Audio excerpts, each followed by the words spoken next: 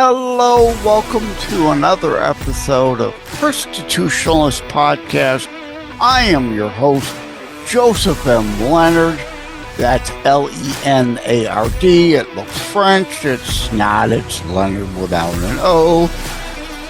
Thank you for tuning in. As Graham Norton used to say on his show, let's get on with the show!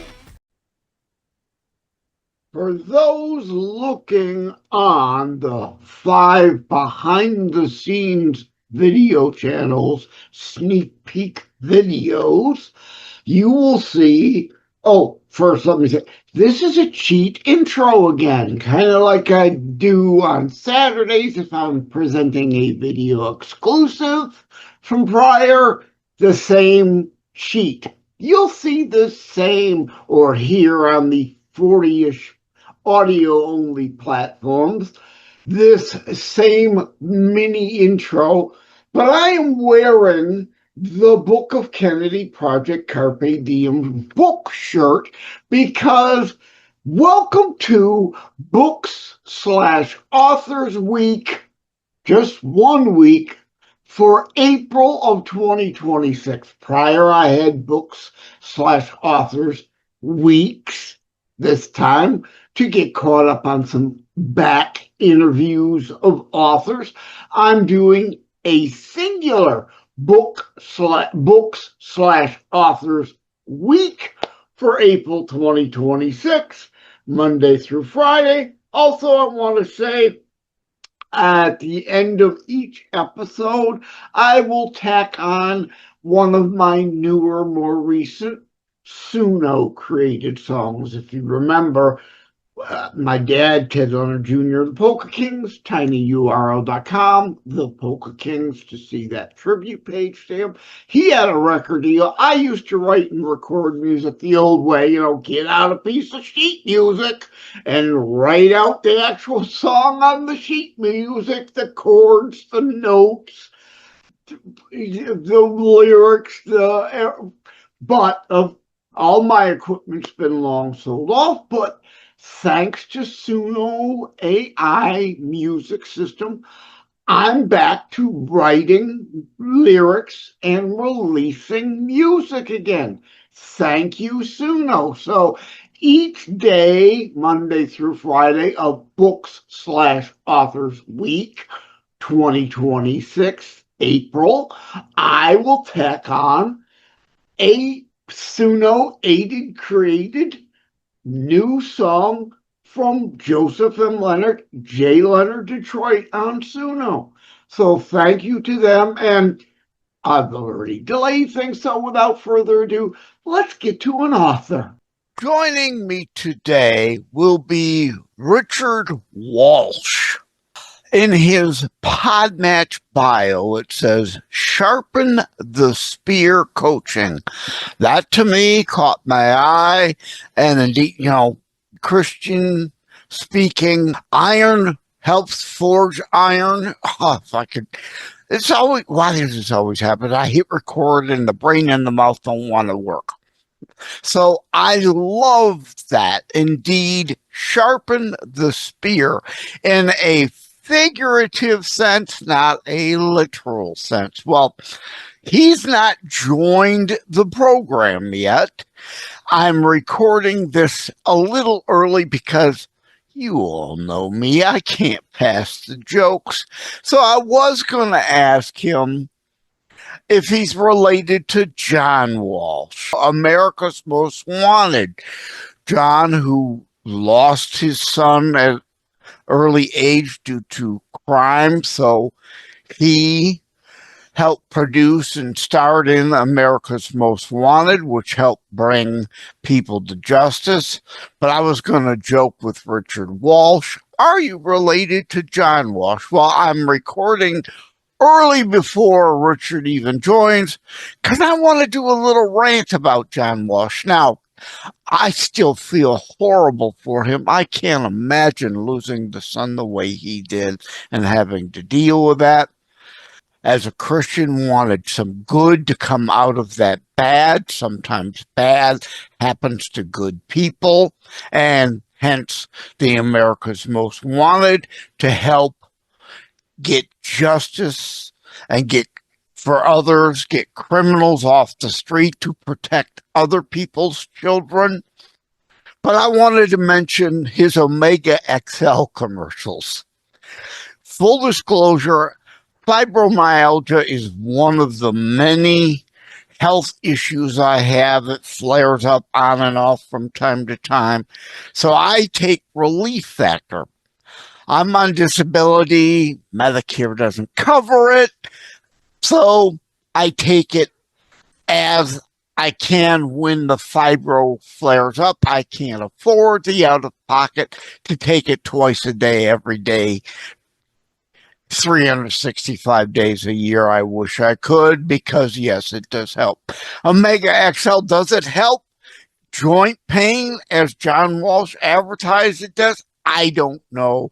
How much it costs, how expensive it is, I don't know. But the point I wanted to make about Omega XL, people, and John, really, you're bragging about how rich you are and a tough day of working with your show ponies. The average person that you're trying to sell Omega XL to can't relate to that. But maybe they're only advertising to rich people. Maybe only rich people can afford it. But anyway, none of that has anything to do with Richard's appearance, but you know me, my ADHD, OCD brain can't help but want to joke. Richard Walsh, no relation to John Walsh, and therefore the rabbit hole of the rant opens up. Okay, well, I'm going to stop all that. The recording is going to keep running until Richard actually joins, and I'll be cutting out that section. So next, we'll be welcoming Richard. Joining me, as promised, today is Richard Walsh. Now, I let him know I had already had the recording going because I did an opening. My audience knows my ADHD, OCD brain goes, I can't help the jokes, and I get down rants. So I did an opening rant about John Walsh. You're not related to John Walsh at all, right? Not as far as I know. Right. Yeah, I didn't think so. So I figured I'd record that before you even got here, but let you know that I was joking about that. So officially, welcome to the show, Richard Walsh. Thank you, Joseph. Appreciate it. Looking forward to, getting into this. Yes. Now, your Podmatch profile, and I make no bones, I make no secret that I use Podmatch as a great platform. It is a wonderful platform where guests can meet hosts and hosts can meet guests, blah, blah, blah, blah, blah. But on your profile, I saw and I responded, love it. Sharpen the Spear Coaching. So before we get to the usual first question, I can't help but want to rush into and ask, did the Christian iron sharpens iron concept lead to that? Yeah, it's part of it, of course, because, I have a warrior mentality as well, which is also a biblical perspective, both in spiritual warfare and the whole Bible warfare, right? in full context. Yes, there's That's warrior aspects, there's peace aspects, there's love, there's war. You got Jesus' tough love parts as well as the love, the kumbaya around the campfire. You got to take it all together. That's right. That's right. And I'm also a U.S. Marine. I'm a champion boxer. I'm a black belt. I'm all those things, right? So it's kind of part of who I am. So that's part of it. And sharpen the spear, again, is the same principle, right? Iron sharpens iron, because, it's kind of like a dull knife. It's not good for anything except maybe cutting your skin. Buttering your toast. That's right. Yeah, that's it. So, so the whole point is we are always sharpening ourselves, whether that's in the Word of God or in our business. Like I help businesses, right? That's my big thing in manufacturing and things like that. So it's it's a powerful tool, and for me, it's a great analogy.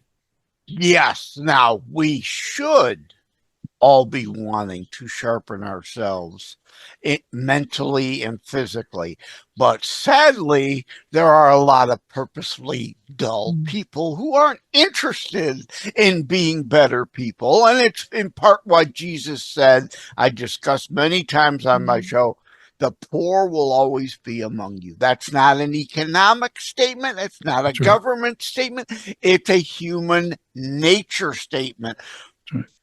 It's part of the humanity. There will always be some who try to do more to find ways to do less, do little, or do nothing, try to coast by, especially if there's people always willing to give them things. Yeah. Anyway, let me back this thing up, right? Beep, beep, beep. Because my usual first question is, let's get back to that, I did an ah. Right, I've gotten much better with the ahs and the ums, but every once in a while, and I got a bad habit of saying, right. Oh, I got to watch that. But I do, as an ongoing running gag, still do on purpose, at any rate, as a segue. So, at any rate, the usual first question is, where were you born and raised? Where are you now? Significant places you may have been between and stuff like that. Yeah, that's a long journey. Well, born give in us Illinois. Yeah, so give us the abridged. Yeah, I was born in a town called Waukegan, Illinois, and then kind of moved a little bit north from there. Grew up in the general Chicagoland area for the most part. Spent some time in Arizona. Went in the Marine Corps. Spent more time in the desert, and that's why I don't live in the desert anymore. I've had enough of the desert, so I'm in Wisconsin now. I'm in Beloit, Wisconsin, the southern tip of Wisconsin. So you don't run a fraudulent daycare, do you? No, we don't. I don't know if they have a lot of those here. That's mostly Minnesota, but they've got that. But no, we just have cold. Lots of cold in the winter. I'm in Michigan, so yeah, I feel you. I know. So we got that, and that's okay. It's, as I like to say, it weeds out the weak. It's a good thing. So, from there, I grew up, good family, father, mother, got 2 brothers, end up, getting through high school barely, decided to go in the Marine Corps. I was going to try college. I was standing in line at the community college with my little check on my schedule behind like 30 other kids. And I'm like, I'm looking around going, you got to be kidding me. There's no way I'm doing this. And I ripped it up, threw it in the trash, and went and joined the Marine Corps. I'm like, I hated high school. Why would I subject myself to this again? It just wasn't the way I learned. And so I didn't do well at all. I can brag on my 1.7 grade point average. Okay. And as a friend, that doesn't mean you're stupid. No, it doesn't. In the least. You learn other ways, you self-educate yourself in other ways, and you have common sense, which a lot of the pseudo-intellects have zero common sense. It's true, yeah. A friend of mine the other day said, dude, you get a 2.0 if you just turn in your homework. And he looked at me and goes, you didn't turn in your homework, did you? And I go, no, never. he's like, oh, wow. So like, for the benefit of the transcript, we're laughing here. That's right. But here's the thing. So, and you're right, because, I went in the Marine Corps, great education, of life and perseverance and everything else. So that was really good. Got out, started my own business. I was working, swinging a pickaxe, for $5 an hour. That's where it all began. Like I'm doing that as a job when I came out of the Marine Corps. So wasn't looking like a real bright future. Okay. But then a guy asked me to do a side gig, Joseph, and he's like, hey, I need your help on the weekend. Can you come by on Saturday and shovel some rock for me? I'm like, yeah, I swing a pick all day. That's no problem. So showed up. He had 35 tons of gravel in the front yard, in the street. Okay. And he wanted me to wheelbarrow that to the backyard, spread it. This is in Tucson, Arizona, so I can do that all day. So it took about 10 hours, 100-degree weather. Got that done. But the best part, Joseph, he came out and he put $1,000 in my hand. Okay. Now I'm looking at this going, man, I did this yesterday for $40. Okay. I'm getting $5 an hour. I'm like, I know my future. Like I will shovel rock every day, all day for $1,000 a day. right? Now this is the late 80s, right? This is like 87 or whatever it was, you know. And So I'm that like, $1,000 would be more like 2,500 today. Yes. yeah, it's amazing, right? But I'm like, okay, so I, launched into making a landscape business doing that. That ended up turning into custom water features. So what, ponds, waterfalls, streams, became one of the best in the world at doing Can you that. fix my bird bath? Bird baths, they're kidding, beyond my yeah. pay grade. They're beyond my pay grade. I can't, every man's got his limits. But Again, yeah, for the transcript, we're laughing. That's a right, joke. right. Yeah. Yeah. So I started doing steel sculpture as well. Taught myself how to weld and do steel sculpture. Ended up doing world class exhibits, right? Doing these unbelievable things, and Navy Pier and all over the world, right? So that was really cool. That was going really well. And then 08, 09 hit. 09 kind of lost everything, right? The economy crashed. I lost my business, lost my home. I had 6 kids, 4 years and younger at the time. My wife kind of had to like really start over from nothing. So we did, because we don't have other options. When you're at the bottom, you only got one option. That's to go back up. You can roll over, lay down in a fetal position and Yes. cry, Yes. or you can get yourself up and dust yourself off and find a new path. That's it. Which you did, thankfully. Yeah, here's the big thing. Here's the big epiphany, though, Joseph, at that time. So really working hard. My identity was in what I did. Okay, like a lot of guys, they are what they do, right? Or they should. They should not be that way. I was a former IT guy, and yeah, deep inside, that's still who I am. And it's tough not being able to do that now on disability. It drives me crazy. I want to be working. I don't want to be. I love my podcast, but I'd rather be doing that.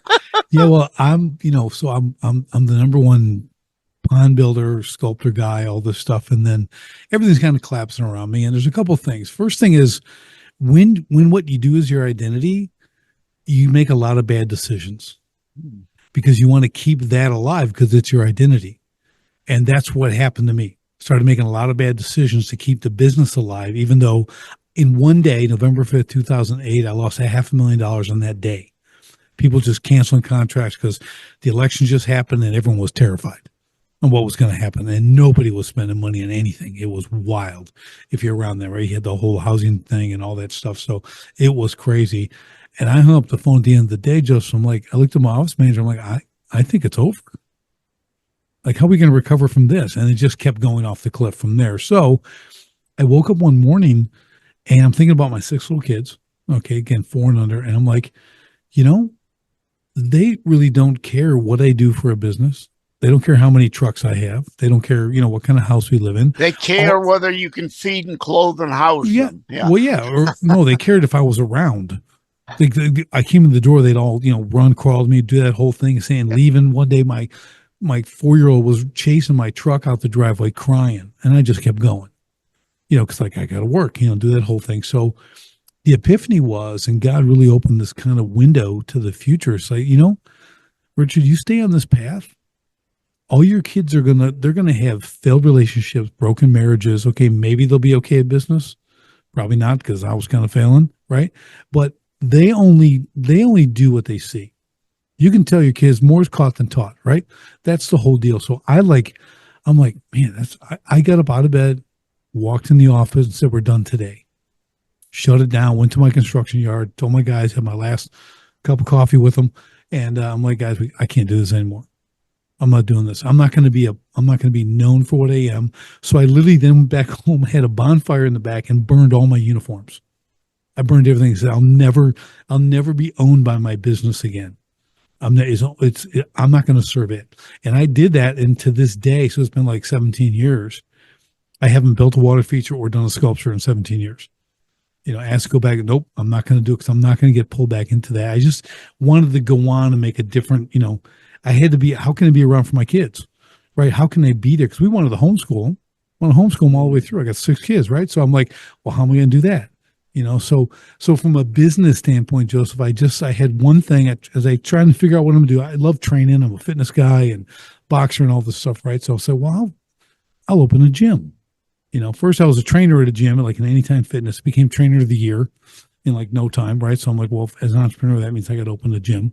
So I opened a gym, boot camp style training, doing all that. But my goal was, okay, if my wife calls me and needs me, I want to be able to be there in 15 minutes. That was the premise that I built the whole business on. How do I build a business that lets me do that? And that's what I did. And it kind of became my thing. So I did the gym. I built a construction business. I did that kind of stuff. And it was all that. Got to be around my kids. Got to help them. Now, my wife didn't call me much. She really didn't need me. Just saying, she's pretty tough. But the whole principle was like, and I could pop in, I could do things, always be with the kids. And we were able to fulfill that all the way till now. My youngest just turned 18 just a couple of days ago. And they're all out. They're all doing their thing. And it's just amazing, right? We did it. Homeschooled them all the way through. They're all great. One's in the Marine Corps, everyone's else doing their stuff. And it was a great journey. So that kind of brings us up to where we're at today. Yeah. They're coaching businesses and things like that. Yeah. I'm glad you used, excuse me, I hit record and the brain and the mouth don't work, and all of a sudden a frog shows up in the throat always. How does that happen almost every time? But enough ranting about that. I'm glad you used the word window. I use that all the time. The saying, one door closes, God will open another door. No, not necessarily. A lot of times he's over there screaming at you, go through the window, dummy, right? There's the opportunity. It may not be dressed up quite the way you expect it to, want it to, prefer it to, but pay attention to the signs, and indeed a window may open if the door closes for you to crawl through, as you gave that analogy also. So I love that you use that. So that brings us indeed to sharpen the spear coaching. Mm-hmm. Yeah. So, I wrote a book. So I wrote a book called Escape the Owner Prison, because I experienced that, right, for 20 years. Like, if I didn't open the door, the business didn't happen. I was the artist. I'm the guy building things. I mean, I have crews and I got all that, but it really was, the business was hinged on me. It was my identity, right? It's who I am. So I started, after I did the gym and my construction business, other entrepreneurs started asking me, well, how'd you do that? How'd you go from all that to nothing back to, and I'd say, well, what are you doing? And I started talking about what they're doing, and the patterns were all the same. Every business I talked to, they're all doing the same wrong things, right? So I'm just, and now I joke and I say, you guys all do the right, wrong things. I can help you, so it's okay. And that's a big problem with human nature, is we don't learn from others' mistakes to help prevent us from making them. Exactly. Well, it's a thing in entrepreneurship where we're a limited number, right? We're a small demographic, people who are willing to take that risk and push for something they believe in, are passionate about, and they want to make it happen. So oftentimes we're not big on asking for help. I was the king of not asking for help. Okay. As I always tell people, I had billionaire clients trying to help me. I'm like, well, what do you know? You don't build water features. You just own manufacturing plants and professional sports teams and everything else. But what do you know? Right. That's the level of stupid I operated at. Okay. And it's just because I was just so arrogant and prideful that I'm doing this on my own. I'm going to take all the credit. Took me twice as long, twice as hard, but I did it.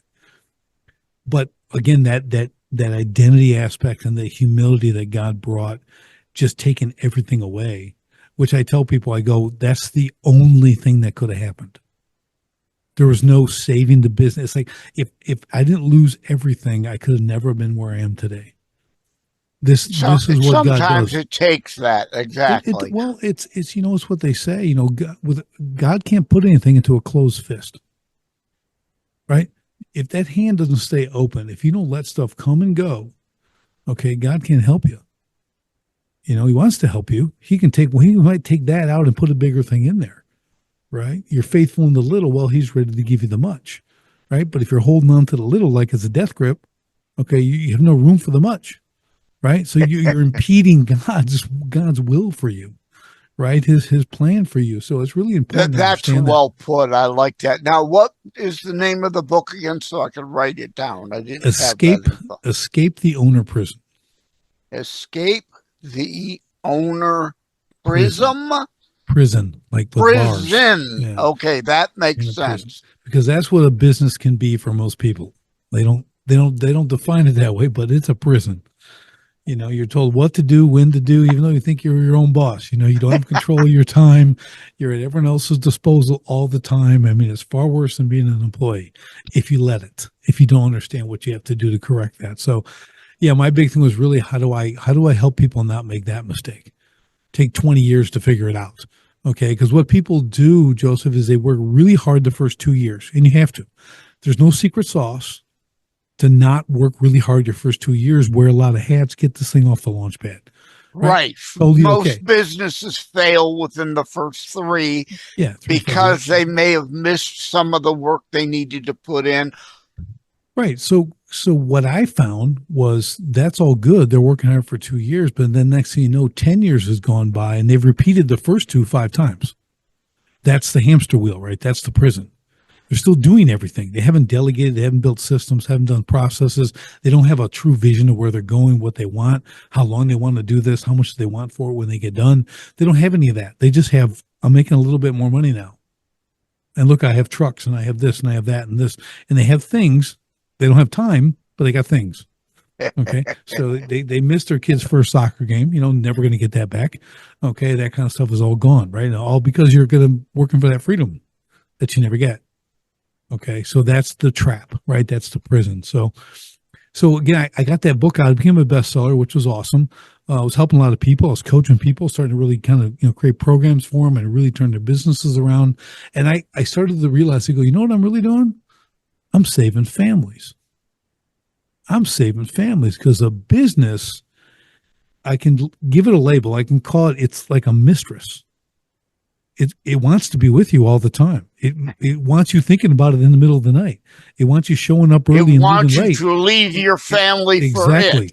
Exactly. It's always going to be that distraction, and time waits for no one, right? Like I said, oh great, your kids are 1. They don't even know I'm anybody. Well, all of a sudden they're 5, and then they're 10, then they're 15, and they're gone. And they've never really seen their dad. You don't know who they are. You don't know what they do.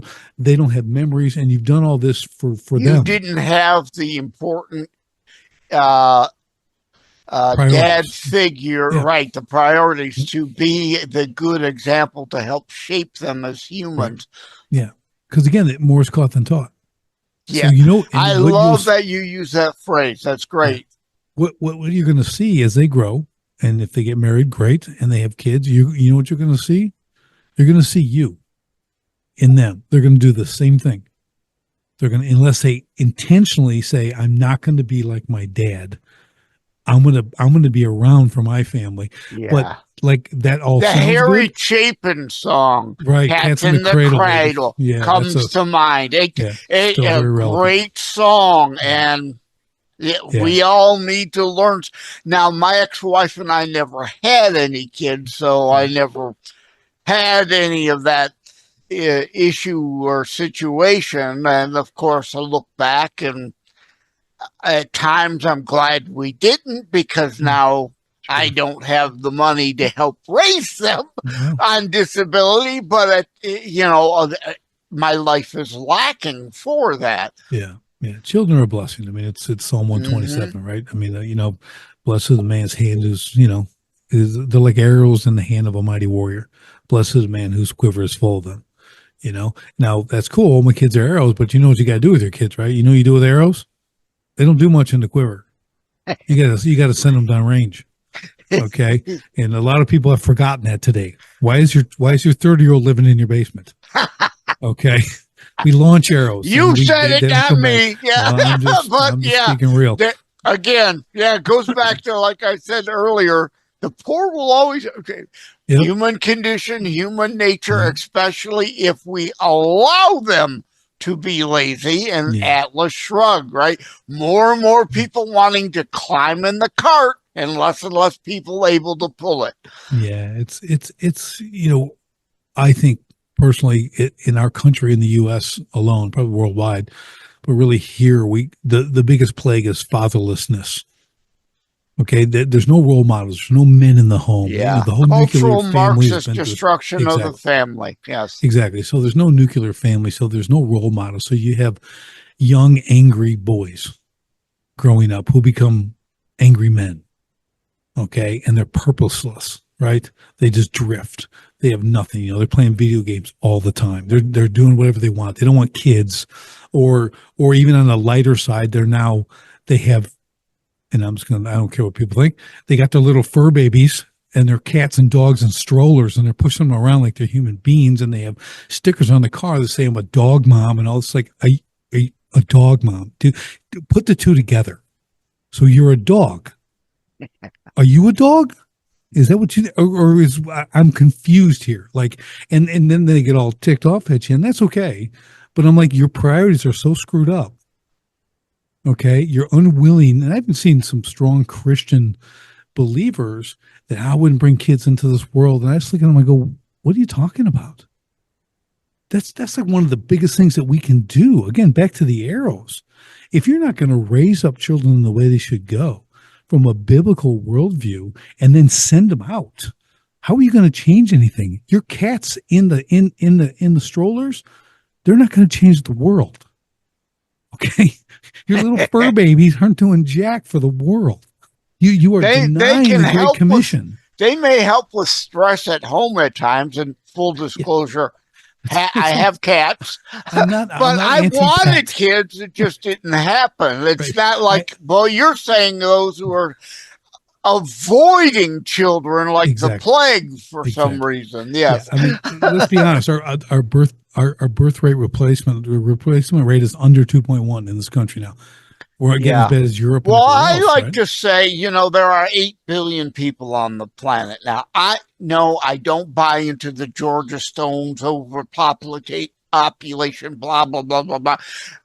We have progressed as a society, and as a species, we're able to grow more food, and we have the food to feed people, but people are still starving. So there aren't, like New York City or Tokyo, on a micro basis might be overcrowded, but as a planet, it's not overpopulated. No. But at the same time, as a Christian, I don't adhere to the only purpose in life is to self-perpetuate the species.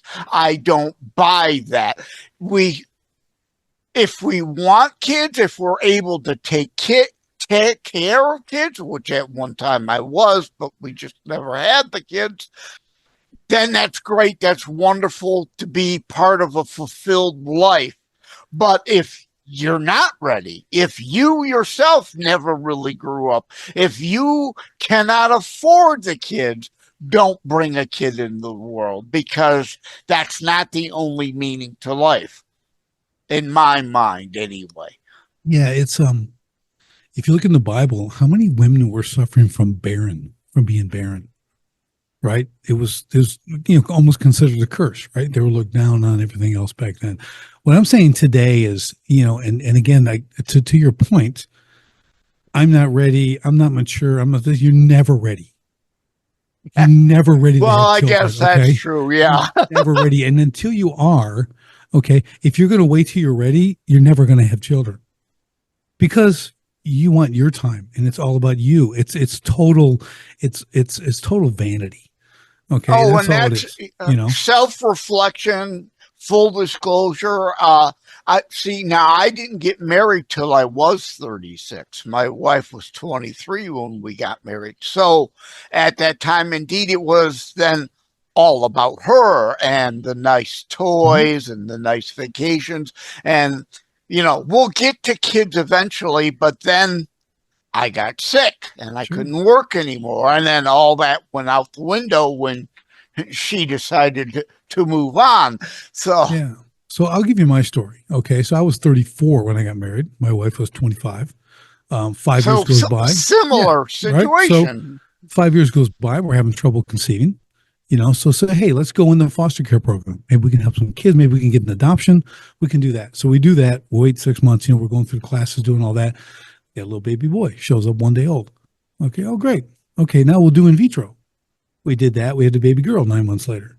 And the day we brought her home, the phone rang, and it was the mother. It was the agency said the mother of our first baby boy had a baby boy. I said, we'll take him. So we got him. Then we did in vitro, and then we had twin boys, right? 9 months later. All right. So and then the phone rings again, hey, the mother of the other two had a baby girl. We said, we'll take her. Now we have 6 kids in 3.5 years. Okay. Do you think I was ready for that, Joseph? Okay. I don't think anybody could be ready for that. To my point, yeah, right? yes. Is that inexpensive or expensive to do with 6 children? That's certainly obviously expensive. Yes. Right. But now I just lost everything, surely. And so at that time, my kids were 4 years and younger. I lost everything. Was I ready for that? I wasn't ready for that. Okay. How would I make it? How am I going to do it? Should I give the kids up for adoption? Should I just abandon them and go live on my own because I'm a failed parent? Certainly can't do that. Right. Right. Yep. So just walking through that process, turned around again, like I said a few minutes ago, they've all graduated, graduated, high school, homeschooled them. They're in the Marine Corps. They're out working. They got great jobs. They're all doing their things, right? All because, and I was never ready. So that's my point. If you're never going to be ready, okay, it doesn't matter what the situation is. If you're 16 and you got pregnant and you have a child, you're going to be fine. You're going to be fine, okay? Work it because there's no greater incentive than to feed a helpless child who's yours and to bring them up and work for them and do it, okay? So that's just that's my encouragement, Joseph.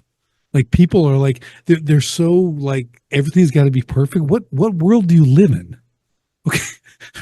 I'd say over and over, there's no such thing as perfect, especially on this fallen world. Right. And yet, indeed, I kind of fell in that trap, although it would have been different had I not got sick.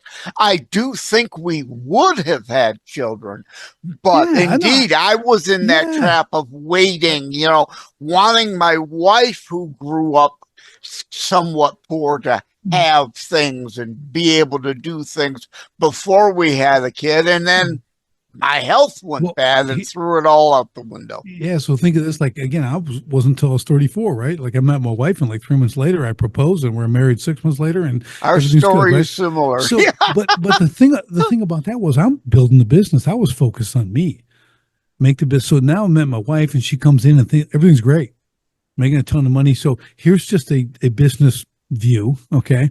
When I got married, and someone comes into your business life, meaning, it's a part of my family now, and everything's great.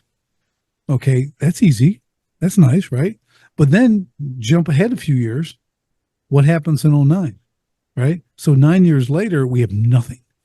Now my wife has to go from coming in when everything was good. She's never built a business, never seen a business built, right? Doesn't understand what that takes. So buckle up, buddy. Okay, because it was ugly. Okay. I mean, what we had to do and scrape by and do all this stuff and figure out our way and everything else that is separating the dross from the gold. Okay. 26 years we've been married, still together, all our kids, everything else, because she got through that, or we got through it. But really, because, it was hard. Okay. I don't have the exact words for it, but it was hard, but we can look back now and go, man, that was amazing. But you both had the commitment to work together, because that's the part I go over and over. Relationships, my whole life and living series of books. Relationships are work, just like jobs are work. You have to be willing to put in the time, the effort, the energy. You have to be willing to do the work. And so many marriages fall apart because one or the other or both don't want to do the work. Yeah, I told a young man who got married, I used to train him in cross country and stuff. He's on the homeschool team and stuff. And he's been married like in 2 years now. He's like 21, whoever he is, 22. And when he first got married, I was where he's working. I walked in and I said, "Oh man, congratulations." "Oh, thanks." I go, "Can I give you some marriage advice?" And I go, "Probably everyone is, right?" He goes, "Yeah." "Okay." I go, "Well, marriage is work." And he goes, "Yeah." And I go, but I didn't finish. I went, "Forever. It's work forever." Yes. Yeah. Okay, my man. So like, understand, like, you're never done working on your marriage. Yes. Okay. So he just kind of looks at me and goes, "You haven't heard that, have you?" He goes, "Nope." I go, Well, I You heard it agree. from And me. you know what? Yeah. I blame the concept of the soulmate being created. Again, there's no such thing as perfect. There's no such thing as a perfect match. There's no such thing. Well, there's one. If you agree with another human 100% of the time, you're not a thinker. You're a sheeple. You're malleable. You just go with the flow. You're not you. You're allowing yourself to be a copy of somebody else. There's going to be disagreements. If there isn't, something ain't right. Right. It's you do have a soulmate, and that's Jesus. Yeah. And that's Thank it. you. Amen. Okay. And yes. then you have to, if you don't have that yet, that's something you need to work on. Okay. Put your soulmate focus on that. Okay. Because and that goes for your spouse. They need to be doing the same thing. You both Jesus can be both your soulmates, and if you can do that, right, you're going to see how much better menage a trois in that situation is good. Yeah. Right. But you can, you'll see you're going to have a far healthier relationship, because if you're living for your spouse, and you have to understand what I mean by this, if everything is for them, okay, and only them, and you want them to be that soulmate, every human being is going to disappoint you, including her or him. They're going to disappoint you, and not just once. They're going to disappoint you a lot. Okay. And this is where if you don't have that relationship with Christ, you don't even understand grace. You know what happens in a relationship when you don't have any grace? Yeah, it's pretty short. It's a pretty short relationship. Yeah. Okay. So you have to learn that from our Creator, be able to bring that into that marriage. And and you're still going to work. Okay. It's not all sunshine and rainbows. Right. I mean, I'm talking this, but you have to understand that position, and again, whether you're in business, whether you have jobs, it doesn't matter. Like, you got to be on the same team, working for the same thing. That's the big thing. As the joke goes, there's no I in team, but I add to that joke, or I add to that and make it a joke, but there is a hole in the A, if you get my meaning. Yep. If it's about the I rather than the at work, it has to be about a collective. I'm very anti-communist. I'm against forced communalism. Sure. But when you join a job, you join a team that has to pull together. You have to want to voluntarily become part of that team, not forced to be part of that biblical community as opposed to worldly communism. Anyway, it's Team Jesus. It's the body. It's the body of Christ.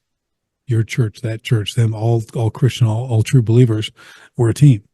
We're all working for the same end, right? To witness, to do the Great Commission, and then and finish strong, to make things better on this. That's right. But we got to finish strong. Yep. We got to finish well.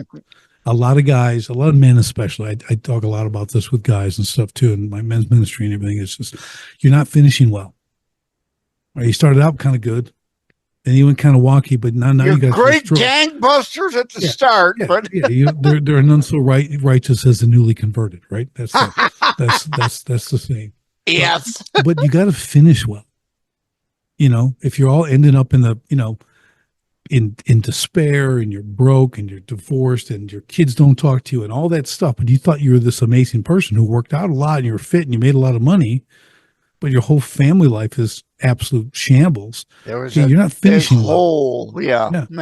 So we have to focus on that, and that's what the work is, right? So another really catchy little saying: the only place success comes before work is the dictionary. Right. So you got to remember that, right? We got to understand that everything is work. Okay. If you want to achieve anything, it's work. Okay. I mean, it's like the one thing I drive home, and I don't care if it's work on a keyboard or if it's work on a shelf. It's all work. You got to put in time. You got to work. You got to put the effort. If your gifting is, intellectual, and you're able to communicate and do it, great, do that. If you're just like me, I'm a guy who can swing a pick. Okay, I can shovel, I can do this, I can work a welder, I can create great things and move giant boulders. Like, cool, that's my thing. I did it Yeah. for 20 years, right? So wherever my gifting was, I capitalized on that, created it, helped me, build a living in the future and recognition, all that stuff. But then having to pivot and restart and do different things, same thing. So now I have all these different areas I can pour into others, and it's work. Talking to people, helping people, doing this kind of stuff, creating new things for my business. All this stuff is work. Again, family. Now my kids are moving out. They're here and there. Now I got to help them. Like, what does that look like? Well, get out and do it. I'm always here. You don't have to do a thing I say, but the advice, as always, is free. So take it or leave it. One thing, what you're saying here reminds me of the Robert Palmer cover tune remake of "It Takes Every Kind of People." Now, I'm not talking DEI woke idiocy. I'm talking about, we need plumbers, we need electricians, we need welders. We all can't be multimillionaire paid social media influencers. That the world won't work that way. It can't exist. Well, time has flown by and we've covered a lot, so I'm glad we did. The usual last question. You have a website where people can find you, yes? Yes. They can go to grit2lead.com. Grit2lead.com. Real simple. And it's T-O, not the number 2. Nope. So that's, and of course that I will add that in post in the bottom scroll, so those viewing behind the scenes video will see it. And again, it's grit2lead.com for the 25 plus audio platforms and the benefit of the transcript. Thank you, Richard Walsh, for your time today. It was a great discussion. Thank you, Joseph. I had a blast. Appreciate it. Yeah. Well, like all my guests, we could talk for 3 hours, and then the episode would be way too long for anyone to pay attention to. So make it into 3 parts. Make it into 3 parts. Yeah. So we have to have a reasonable conclusion. I usually shoot for 30 minutes. Sometimes they're a little under. Sometimes my longest show is like an hour and 15. I don't know how some of these people do 3 hours every day, like Monday through Friday, but that's them. That's their show. They also don't have the health constraints I do, so I try to do it so, hey, you can listen over lunch type, right? That's just my niche I try to fill.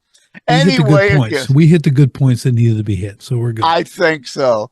All right. Thanks again, Richard Walsh. Not related, as far as we know, to John Walsh, to go back to the top joke. Take care. God bless, brother.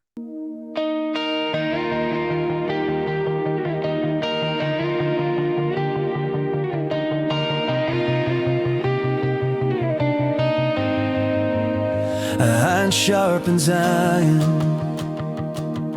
both figurative and literal, forging a better world. A Christian way leads us to a better day.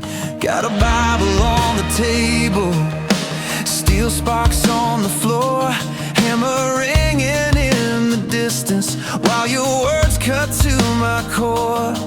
You're sanding down my pride, filing on my fear, in the fire of your kindness. What was dull is turning clear. Iron sharpens iron, Lord, so sharpen me. Rub my rough edges till your reflection's all I see. If we carry one another, you will light the narrow way. Yeah, iron sharpens iron, and you're forging a better day. Every honest conversation, every wound we choose to show, is a grindstone for our spirits, making mercy start to glow. When I call my brother higher, he pulls me higher too. Under pressure, under promise, we're becoming more like you. Yeah, iron sharpens iron, Lord, so sharpen me.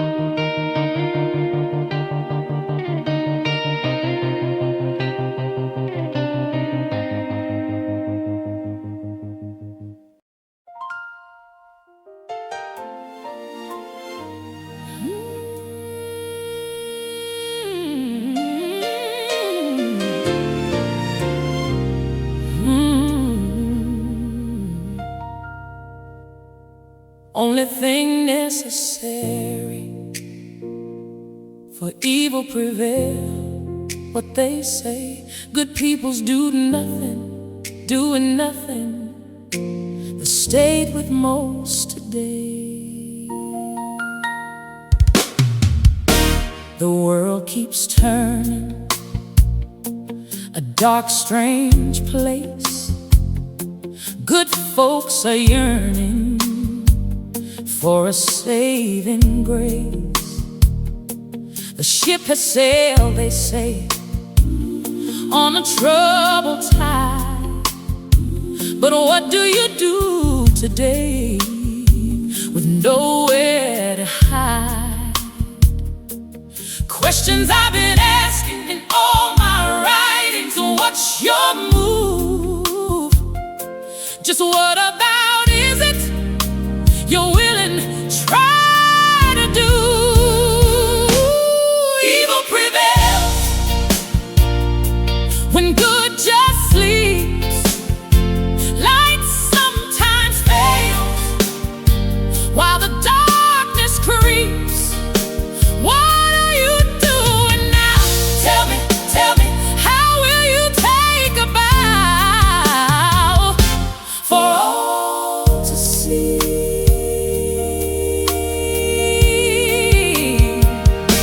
The news, it screams a broken sound, lost in bad dreams on hallowed ground. They say it's all lost cause, a losing fight. But what about your applause for what is right? Only thing it takes for shadow to prevail is a crowd of quiet hearts scroll inside, then turn away. Say this world is torn apart. Ship's gone out past the rusted pier. We just watch it fade. On this fallen ground we're standing, still afraid to wait. So what are you doing? What are you doing now to help the light, help the light, help the light break through the doubt? Are you just waiting for someone else to move? Or will you stand, will you stand, will you stand and be the proof? Tell me, what are you doing?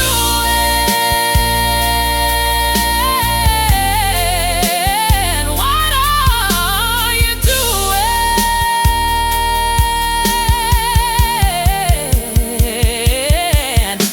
Good folks in a quiet room, hands clean, eyes closed, say someday I'll make a change. Someday never shows. Every hurt you walk right past cuts a deeper line. Every that's not up to me helps the dark align. So what are you doing? What are you doing now to help the light, help the light, help the light break through the doubt? Are you just waiting for someone else to move? Or will you stand, will you stand, will you stand and be the proof? Tell me, what are you doing? What are you doing? What are you doing?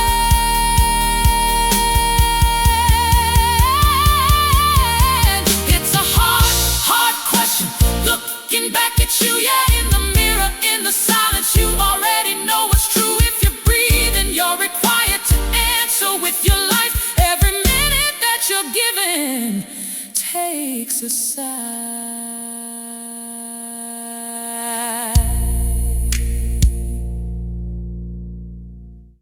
Sunday thoughts, coffee steaming, quiet streets, headlines heavy, people breaking when no one sees.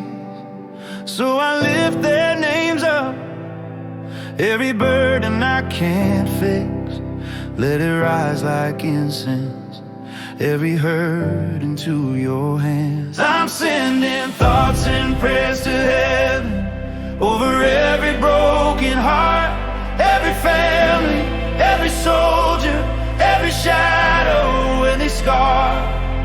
When this world crowns its pretenders, I remember what they preach. Our fathers wrote it down forever. No kings, but King Jesus over me. Jesus is King. Jesus is King. Jesus is King. Old church steeple, cross still reaching past the sky. Ancient promise, still the answer to our cries. From the fields at Valley Forge to the pew I'm kneeling in, same confession on our lips, same hope that never ends. I'm sending thoughts and prayers to heaven over every broken heart, every neighbor, every stranger, every home that's torn apart. When this world crowns its pretenders, I remember what they preached. Our fathers wrote it down forever.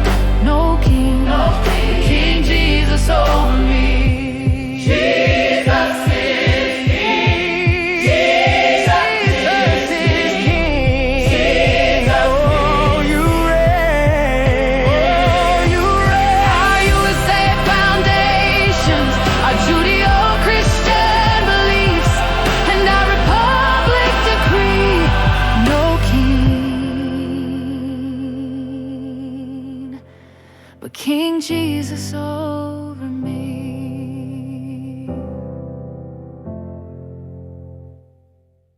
Like and subscribe to Constitutionalist Politics Podcast and share episodes. We need your help.